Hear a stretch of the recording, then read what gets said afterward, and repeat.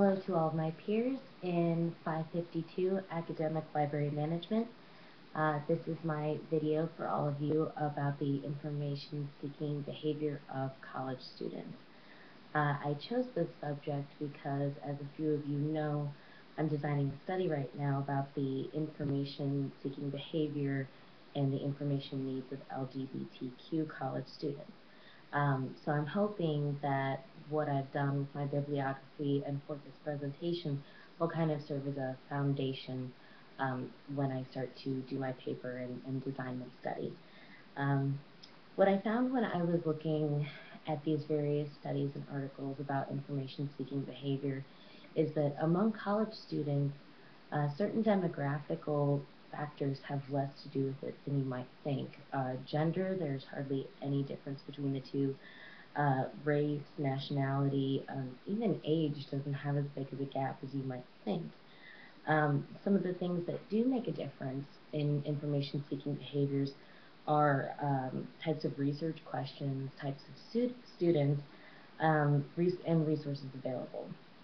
One of the studies that I looked at was comparing American graduate students at universities to these American universities' international graduate students.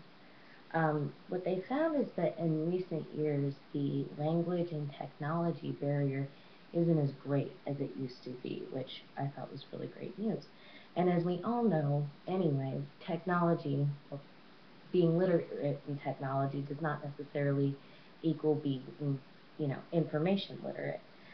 What they found was that the international students were unafraid to use library tools, to use various databases and resources that the libraries offered. They were almost completely equal in their use of online search tools as American students. The number of years in the U.S. that they had spent as a student, first-year graduate student versus a third-year graduate student, did affect their confidence and their efficiency. The problem that I saw from this study was that the libraries were not advertising to the international students the resources that were available and were not really educating them about it. So I think that if they improve that, the international students will have a much better time in the library, and hopefully it will help their research, which will in turn affect positively their teaching, and that would affect the university's academics overall. I looked at another study about the differences in media preferences between faculty, staff, and students. It was interesting. They looked at several different services. There was face-to-face services, telephone services, email, instant messaging, Skype, and text messaging.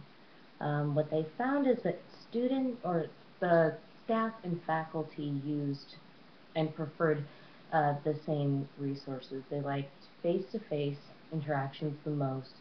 And then I think after that was email that they liked after that. And following that, they liked asking questions or finding information by talking to librarians over the telephone. With students, it was a different story. They tended to prefer face-to-face as well, which I was surprised by, but they didn't really like calling. They emailed a little bit more than they did call, but they seemed to prefer face-to-face and chat interactions. Hardly any of them used the Skype services that were available, and very, very few used the text messaging options. The types of questions that these different services received differed as well. The face-to-face and telephone questions were a lot more in-depth and took a lot more time. The questions that were received by emails were mostly about administration and citation questions, things like that. Instant messaging tended to get ready reference questions. Skype got very little questions in general. And the text messaging, I thought this was kind of funny, was mainly asking about library material renewals and various university information. I think I mentioned something about the international students' confidence being affected the longer that they're in the United States. In my research, I found that confidence was a huge factor in information-seeking behavior of, well, really anyone, but particularly college students. There's something that factors into it called uncertainty, and there's been a lot of talk about uncertainty in recent years, and it's defined as anxiety and frustration when seeking information, and I'm sure that we've all felt it at some point. Um, I read a study where they were looking at um, the long distance or the distance learning students at a community college. And they found that the students who were on campus and had face-to-face interactions with professors and librarians tended to have more confidence and they had less uncertainty about their information seeking than the long distance learners did. So um, this study that I read about is trying to replicate the face-to-face interaction in online tutorials. Things like web blogs and just text um, interfaces were not very effective and kind of alienated the distance learners. So what they're doing is trying to find librarians that are more comfortable with web technology to develop online tutorials that make use of visual aids, audio aids, and maybe even things like this, YouTube videos. Um, I also read something about subject guides, which I'm not even sure if all of us in this program use subject guides very often. I thought that maybe they had died out, but I found out we do still have them, and then as I looked at the IUPUI library site, I thought, oh, that's what I use when I can't find information on the databases. A study was done of about, I think it was 11 students about subject guides. Most didn't know what they were or that they had access to them.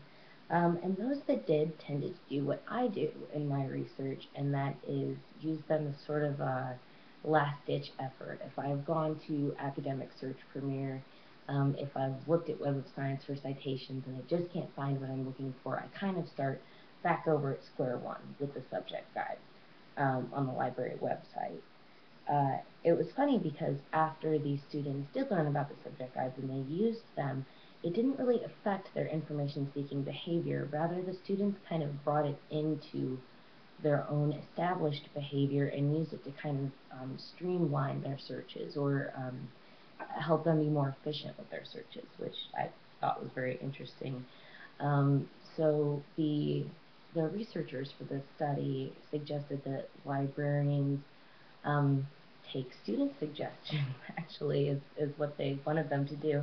And students wanted them to kind of clarify some of the labels and terms, which I've had a hard time with before, and sort of make it look more visually appealing.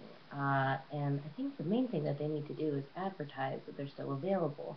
We have these great pathfinders, and I'm sure you've seen the old-fashioned ones, and they can range from very simple to very extensive.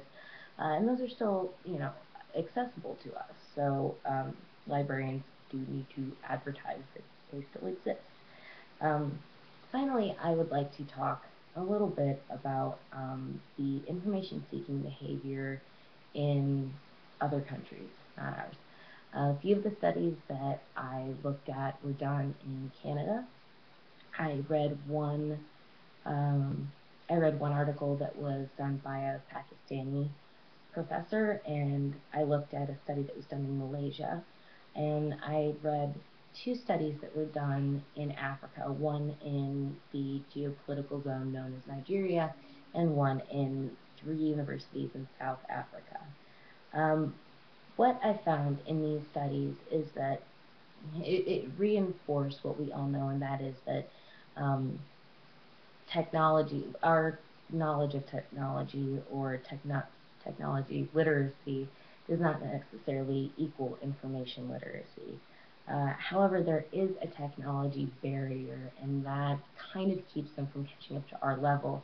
I think that it would be a disservice to people in developing countries or people in non-Western countries, really, if we ignored the information-seeking behavior and needs of students that are not from the United States.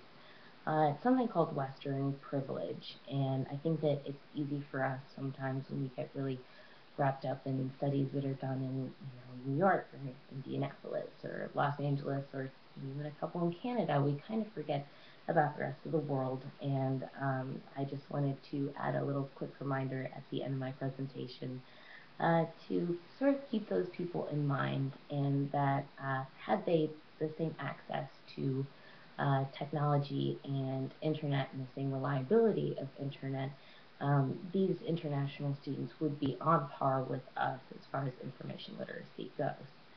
So that concludes my presentation on information seeking behavior of college students. I hope you've learned a few things, and I thank you for your time.